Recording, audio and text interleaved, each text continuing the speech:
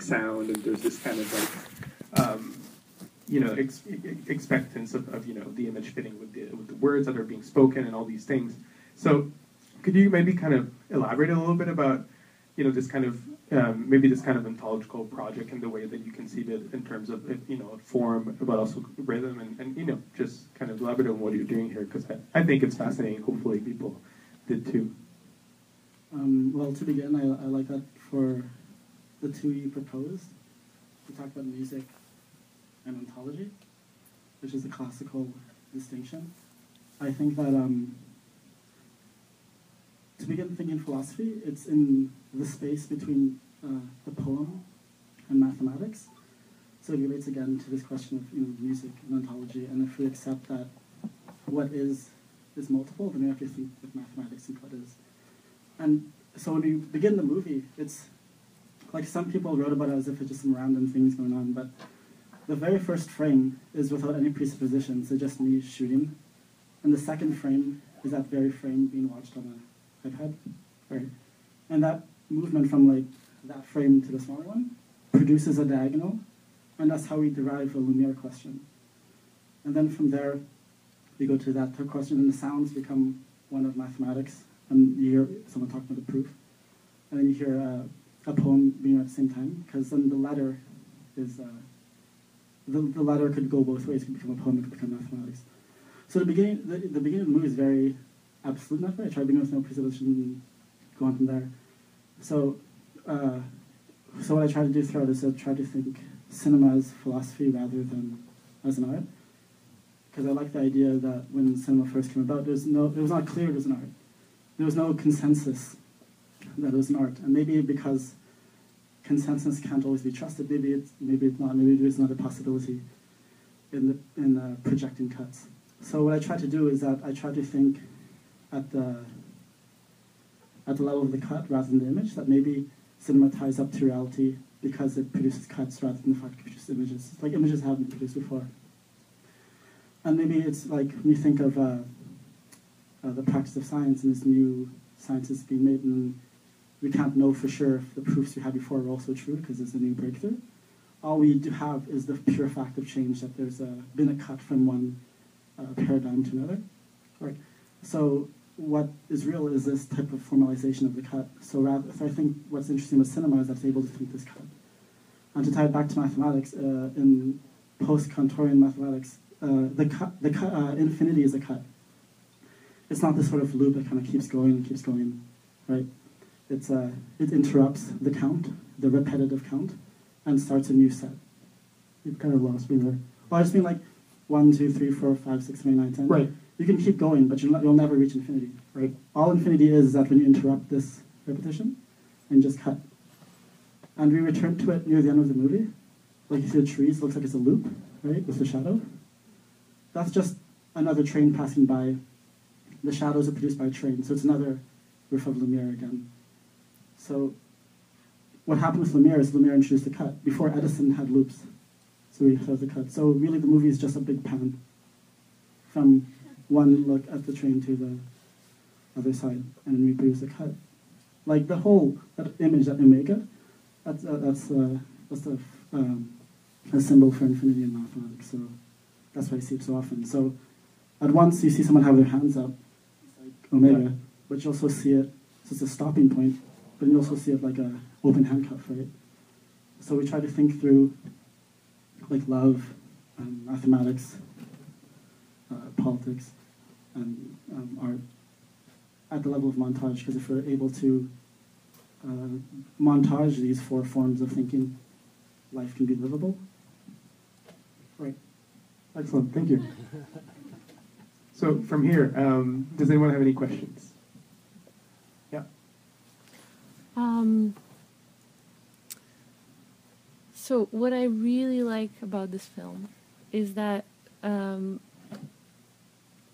thought is so fast, meaning you've produced it over months and months and months, but for us the experience is so fast that instead of actually trying to grasp it and think it like over your thought, we kind of feel the thought.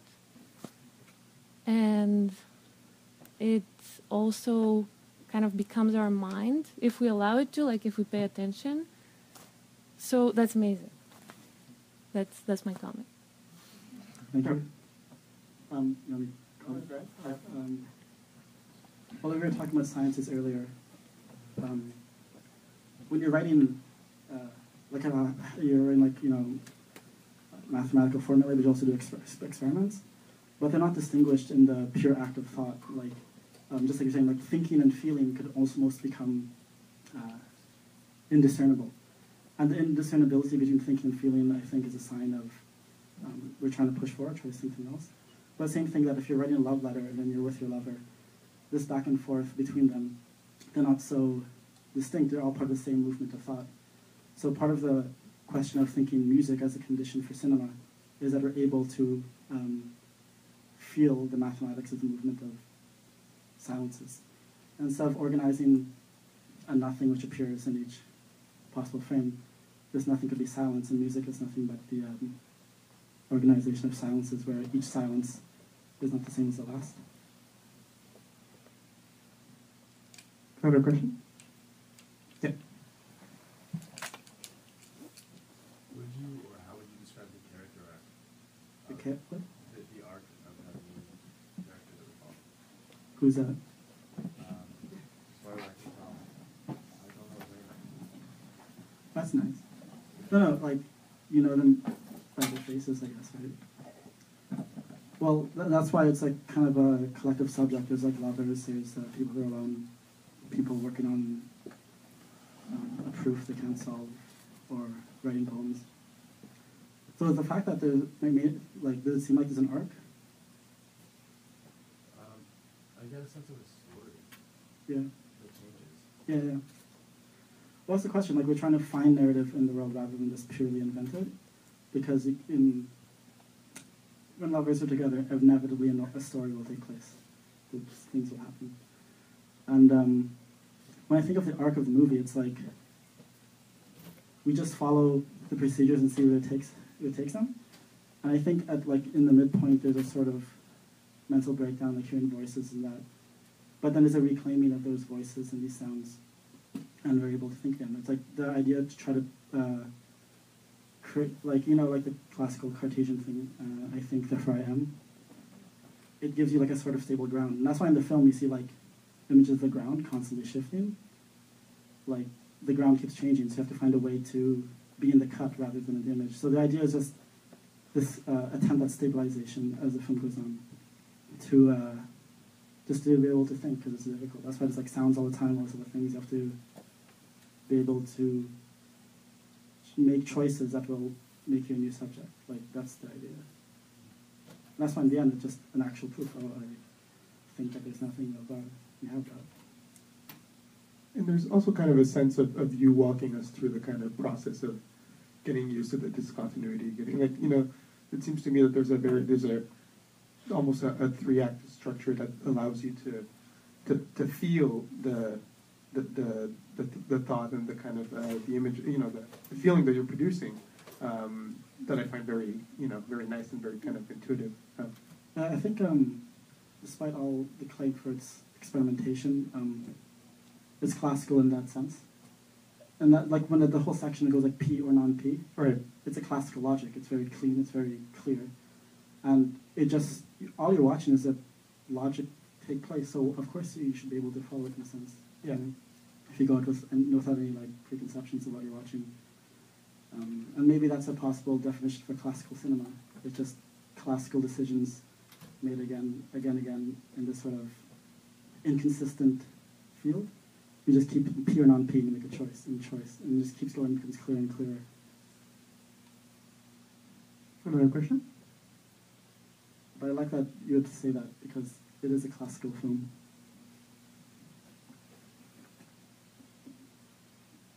Don't be shy. Well, what seems amazing to me about the movie is that everything about it seems malleable, and even though it's very digital, I got a very kind of material feeling coming up from it. That I'm not sure if I'm like locating that kind of physicality and like what you talk about, the logic of your thought, that's kind of translated there, or if it's something else. if we're talking about the physicality and like the material, I think what it's drawn from is well, this is what's nice. It's because like if we're talking about the physical parts of it, we talk about like physical science, it always has to make a detour towards like really theoretical mathematics, right? But the reason why I think the film feels physical is precisely because the Lumiere stuff, the diagonal. Since I'm constantly shooting kind of at a diagonal, and you see like the depths going out of focus and like vanishing points. If we cut from diagonal to diagonal to diagonal, of course it feels, because of these compositions, it feels much more physical than if they're just shooting random things and cutting together. They just feel like one big mush, right? But see, this is an interesting speculative moment where something that seems like pure just idea, like writing mathematics, like geometry, but combined with digital becomes even more physical. And that's a type of idea like that. So the physicality comes from like this cut, but the cut never appears, right? And mathematics is always deals with the thing that does not appear. And then there's this geometrical way of framing the thing, so it always appears in a strong intensity, rather than if it's all just, random. On a less kind of formal level, maybe, can you elaborate a little bit on how the movie comes to be in terms of, because there's one way of I think of looking at it where it's, and I know this from interviews you've given, and we've talked a little bit. Your girlfriend's in the film. It feels like a lot of friends are in the film. There's a closeness to kind of, and I don't want to say subjects because we're not in a kind of like conventional documentary relationship here. But how does that kind of project comes to be in terms of your everyday and the kind of people the people that are in it, in terms of how you look at them and how you interact with them and how it kind of comes to I think form a picture of well, both you and kind of your surroundings. What I like about in Plato's relation to Socrates, I like the idea that it's his friend, and he has to go to court and will die for corrupting the youth and showing them piety to the gods. But there's a friendship there, right? It's not just I wouldn't say Socrates is maybe Plato's documentary subject in that sense. There's all dialogues, all this type of thing. He's following his thought process, but he does document his thought, and it's not so much that what he follows is actually precisely this difference between just simply being an individual in the world and being a subject. And subjectivity is something hard fought. You have to fight for it to be a subject in the world. So the people in the film, it's just like it's in that gesture that these are my friends, or these are people I care about, these are loved ones, and who else would I want to think with than the people I care about? Love obviously has a place in philosophy, with politics, science, and art, and the ethics of philosophy is to maintain an equal montage between them and not let one dominate over the other for risk of academicism. And that's why I take it seriously to think with people I care about, because the cinema has worth in life as well. It's not just for the movie house. Hopefully we could think things together to make life worthy of its name. You have any more questions? Yes. Did you kind of, towards the end of the film, allow phrases to be more drawn out than at the beginning? Drawn out? Yeah, like the phrases are more articulated versus the early others. Yeah. And does that, I'm wondering, in your concept, how does that relate to love? How does that relate to love? Well, in the beginning of the film, it's like you hear a poem, and instead of like line breaks, you just hear silences between each line, and it keeps going. So the question is how to articulate this, because like in the beginning, it's kind of this is sort of repetition, right? We just we hear bits and cuts, and we go back to images and back to images, and it goes back to the idea of how to think infinity, and it's what escapes repetition. It's what we end that loop, and we are able to articulate the set of numbers that came before.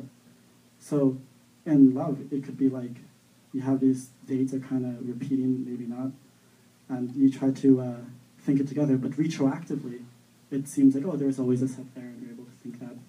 And there's not only one cut, there's cuts throughout the relation to show that there's not only one infinity, there's infinite infinities.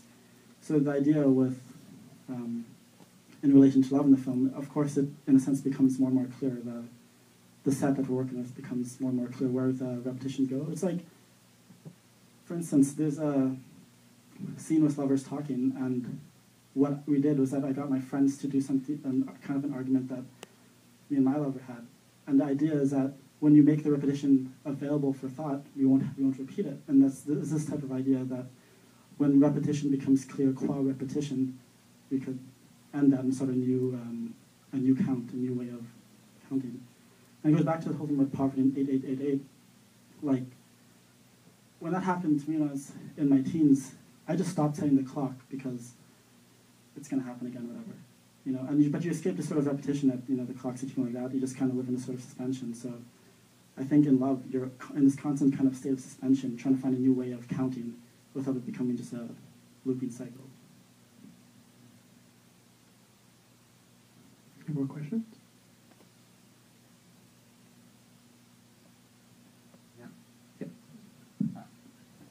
I really wonder what is the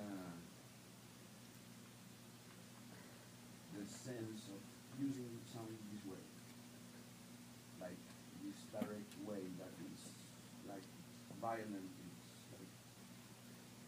It's like the police, like there is an interaction,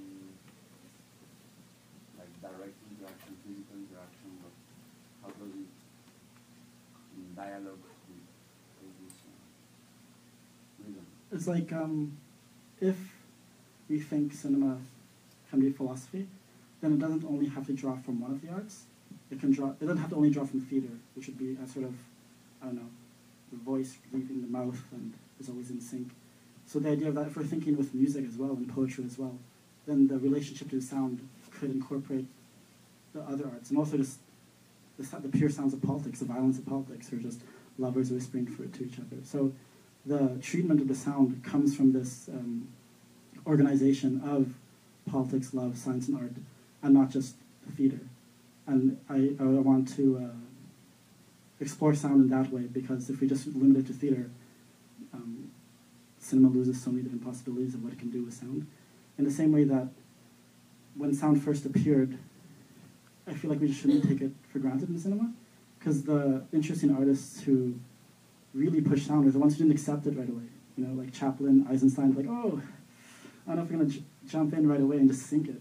Like, there's so many open questions what that means. And the same, it goes back to when one of my friends was talking about hearing voices. Like, the relation between hearing voices in your head and outside has to be delimited. It has to be distinct. So we shouldn't take it for granted as if, oh yeah, for sure, the sound comes out of the mouth. Right? Any more questions? You see me want to say something, yeah? We'll ask the question in some other way. Yeah, for sure. When you're working with the 18 and you're sitting with your headphones, are you sitting like feeling like, oh, great, this is the Oh no, it's like P or non-P. or you're, yeah. It's point by point. So I'm watching it and like, well, logically this sound will follow that sound.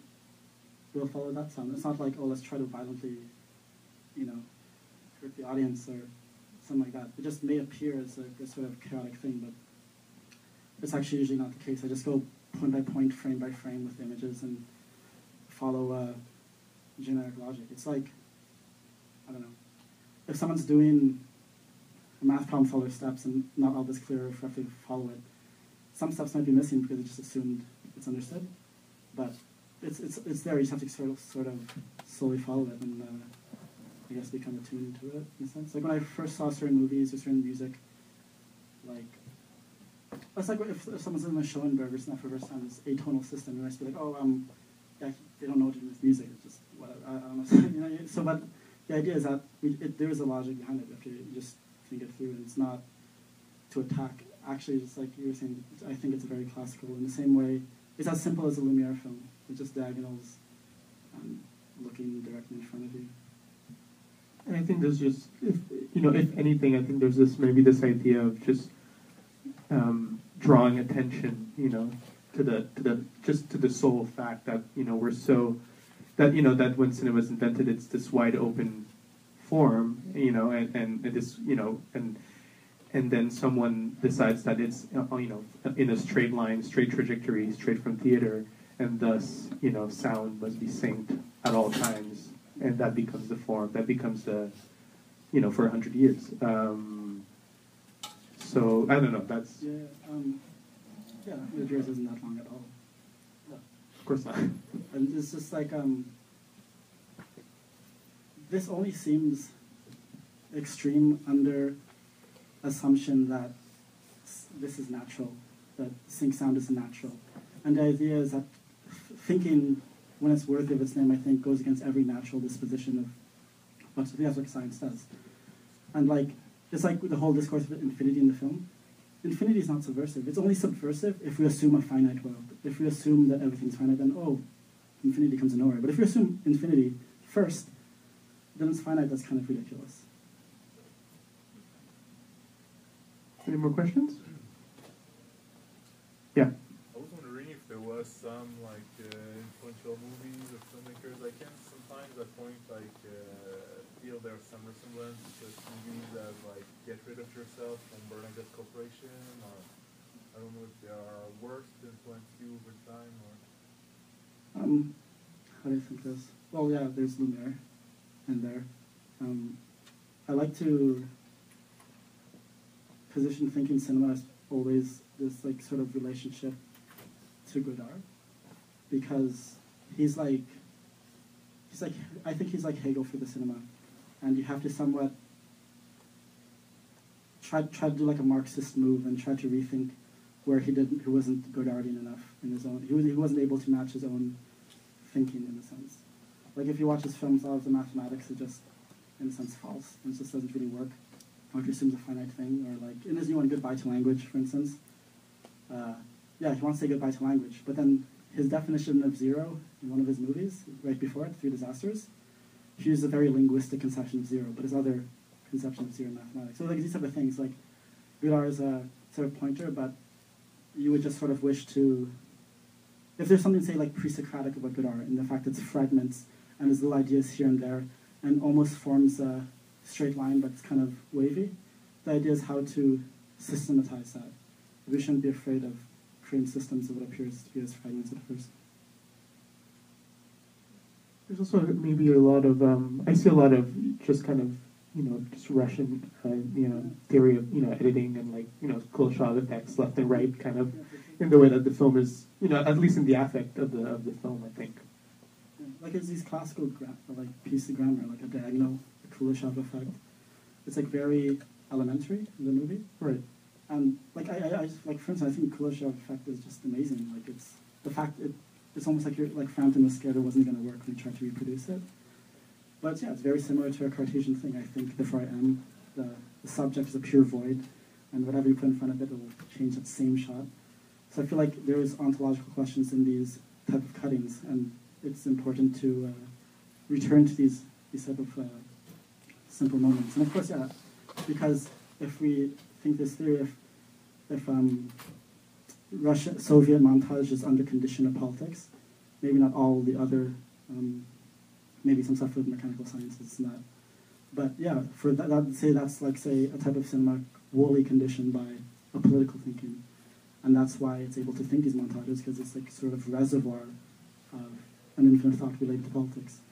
But the question is how to think them all together now, right? And so of course you draw from that Soviet experience, right? Because it's a huge explosion of new ways of thinking about cinema, because it's conditioned from something outside of cinema. It's unpolitical, so it's not simply a cinephilic question.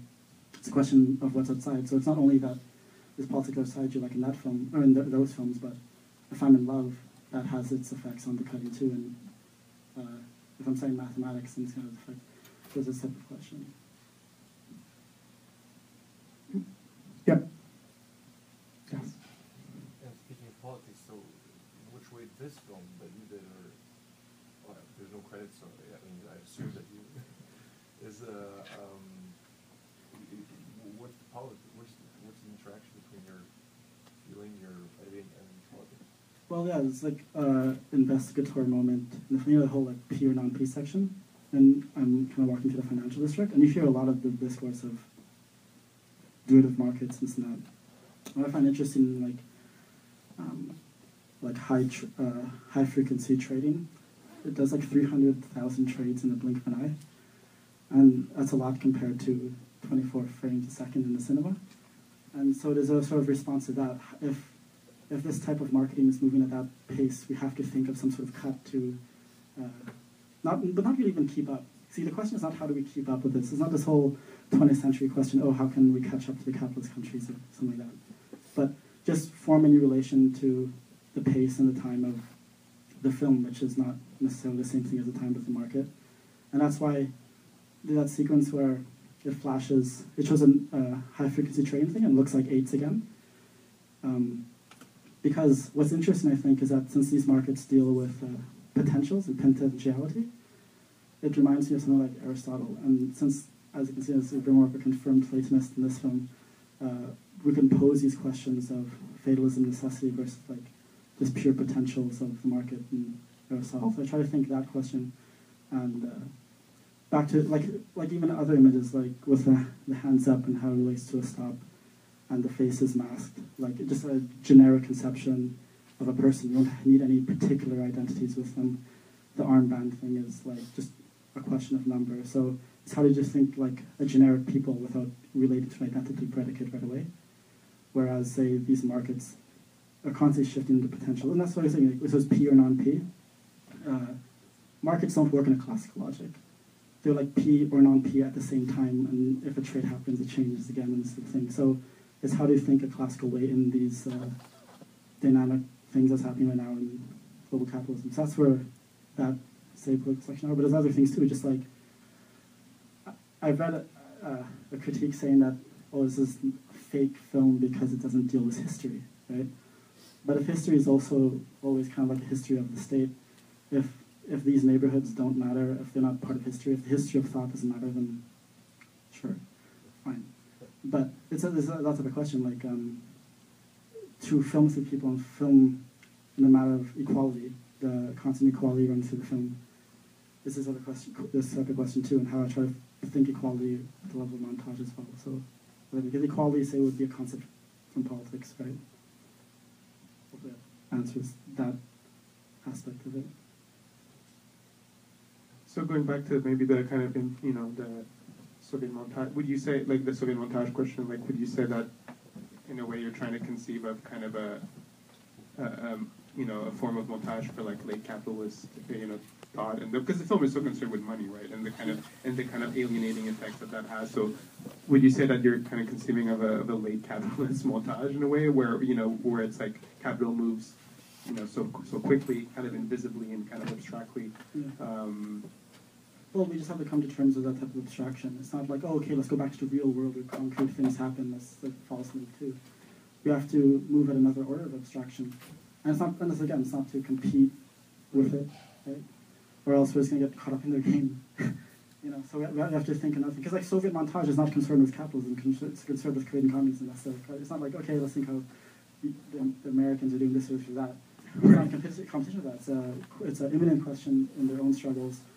So if I'm going to think that, and that's why the stuff with like the high-frequency trading, we shouldn't just simply like, oh, trading's bad. Automated trading just bad, period. We have to think at the level, okay, if that's the level of abstraction of the way the world works today, can it be repurposed? Can we rethink it? Is like, when I read critiques about the movie being like, oh, just ADD, like these kids have no idea what's going on, blah, blah, they can't keep up. No, it's just like, if you're able to keep up with the level of abstraction, you'll be fine. The idea is that if we're alienated, to get out of it, you don't go back to real life or whatever, real life. You just do the alienation again. You redouble the alienation, like mathematics in the sense of alienating. It's so separate from the concrete world, but that's what gets you back in. This pure abstraction actually coincidentally ties back in. So it's not a question of like replicating like capitalist dynamics or this or that. Right. It's how to look at the elements we have in the world and repurpose them for what we think is true. You had a question, I'm sorry. Wait, sorry, I just want to add one thing. Sure. Because with the Soviets, they at least had a state to fund them and all these other type of things, and it's an art related to the state. But obviously I don't have any of my own, I'm not getting money from the state to make these movies. So you have to think of, so I'm trying to think of politics that's maybe not immediately related to the state right away. Right. And but at the same time, these technologies of contingency, these high-frequency trading stuff, is not necessarily regulated in the same way. Like, they're kind of distant from the state too, so I find it very interesting that the poverty rabble and the luxury rabble are both somewhat separate from the state, and I find it fascinating. Yes. There's also a question of a line of thinking around visual madness, mental breakdown, and so on. I was wondering whether you'd like to elaborate about the function of these things. About the function? Yeah. Oh, it's just pure, like, if we're in a documentary film festival, because there's no lying. Like, when my friend was talking about that, that's what happened. He didn't have a home. It's hard to pay for school. And in that school he's in, you're not allowed to have a job, because you have to be in school all the time. And then you start hearing voices. So it's that type of question, you know? So, but at the same time, it's a question of not being ashamed about it. Like, I don't like this idea that you should be ashamed you don't have money, you're ashamed of hearing voices. Like, don't let them win. Don't let you feel ashamed of your own life like that. So I present it in a sort of equal way, because we shouldn't feel ashamed of voices we hear or this or that. We just need friendship to listen to other voices and listen to each other. So I want to have that, to just sort of not be embarrassed about it. If my friend wants to know when we talk about it, it's in the film, it's because we're not embarrassed about what we go through, and maybe if we listen to it and think it together, life can be livable again. And yeah, there's a kind of this motif between reason and madness, and reason always kind of recuperates the madness things. Like, there's always a moment of madness when you're making art or this and that. But even at a fundamental level, like, actually in TIFF, when I played at TIFF, someone had a mental breakdown during the screening and stuff. And so there's these type of things that happens, and but yeah, we just shouldn't be ashamed of it. Like, if it happens, it's not like a sort of neoliberal thing you blame yourself the individual on. And that's why I tried to make that distinction earlier between being an individual and being a subject. If we're all free subjects and we care about each other, we're in the same political field, then you shouldn't feel ashamed, because you're not just an individual, you're in a subjective space. So that's why I thought it was important to bring it up. There's actually a scene, you know, you kind of see my hand, and it gets big and goes small. When I was like, I think 11 years old, I looked at my hand, it kept getting bigger and smaller and bigger and smaller. I didn't know what was going on, so I was crying. I had to call my mother. It was horrible. But when I got older and I read about neuroscience, you know, stuff about like phantom limbs and stuff, and your mind is always kind of projecting your body, so it's not really kind of there. So I felt kind of okay after that. But this is the type of thing that what may appear as madness may just be thought trying to think itself through. Any more questions?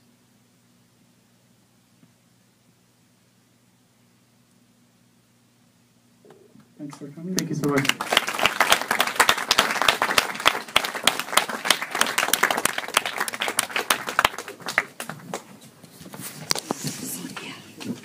Hey! How are you? Good, you? Are you in the frame? A little bit. I saw you. I was like, For like 2 seconds.